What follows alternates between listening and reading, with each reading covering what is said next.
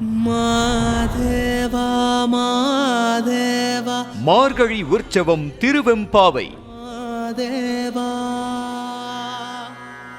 உள்நீத்தில நகையாய்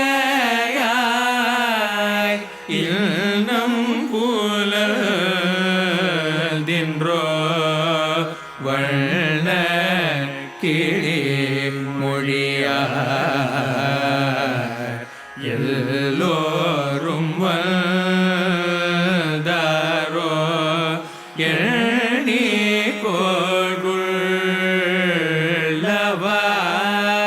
சொல்லுகோ அவ்வளவும்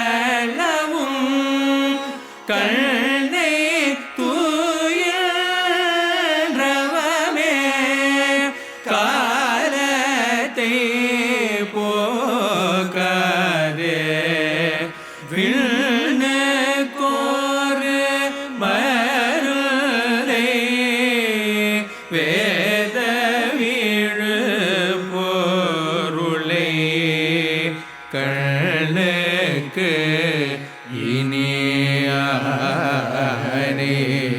பாடி கசிந்துள்ளம் உள்நேக்கு நில்ருக யாமாட்டோ நீயே வந்து எண்ணி கூரையில் துயிலோருவாய்.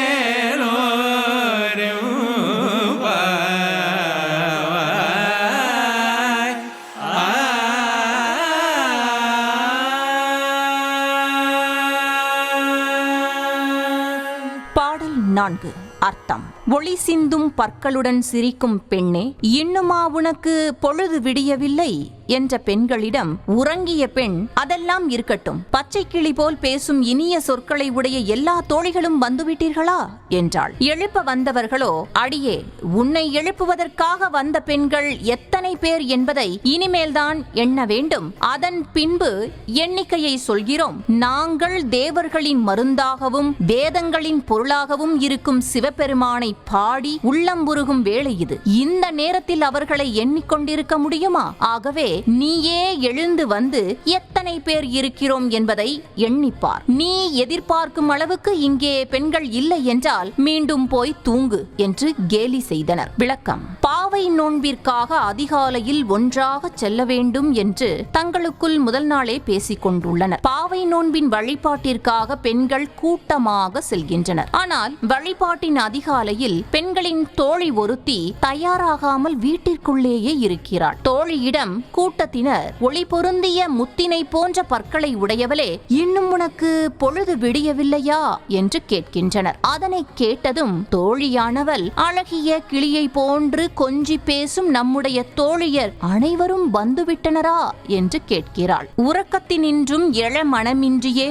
தங்களுடைய தோழி இக்கேள்விக்கணையை தொடுக்கிறாள் என்பதை அப்பெண்கள் புரிந்து கொள்கின்றனர். அதற்கு கூட்டத்தினரோ, வந்திருக்கும் எல்லோரையும் கணக்கெடுத்து நாங்கள் பின்னர் தெரிவிக்கின்றோம். அதுவரையும் கண்களை மூடிக்கொண்டு உறங்கி காலத்தை வீணடிக்காதே. விண்ணவர்களான தேவர்களை ஆலகால நஞ்சிலிருந்து காப்பாற்றி அவர்களுக்கு மருந்தாகவும் வேதங்களின் உயர்ந்த பொருளாகவும் கண்களுக்கு இனிமையாக காட்சியளிப்பவருமாகிய சிவ பரம்பொருளினை பாடி பரவசம் அடைகின்றோம். சிவபெருமானை பாடுகையில் உள்ளம் உருகி மெய் மறந்து நிற்கின்றோம். ஆதலால் நீயே வெளியில் வந்து தோழியரை எண்ணிக்கொள். தோழியர் எண்ணிக்கையில் குறைந்தால் நீ மறுபடியும் சென்று உறங்கு என்கின்றனர். இறை வழிபாட்டில் ஒருவர் மற்றவர்களோடு தம்மை ஒப்பிட்டு வாழ்நாட்களை வீணாக்காமல் உள்ளன்போடு முழுமையான அர்ப்பணிப்புடன் இறைவனை சரணடைந்தால் உயர்ந்த நிலையை அடையலாம் என்பதே இப்பாடலின் உட்கருத்து. மாதேவா மாதேவா மார்கழி உற்சவம் திருவெம்பாவை.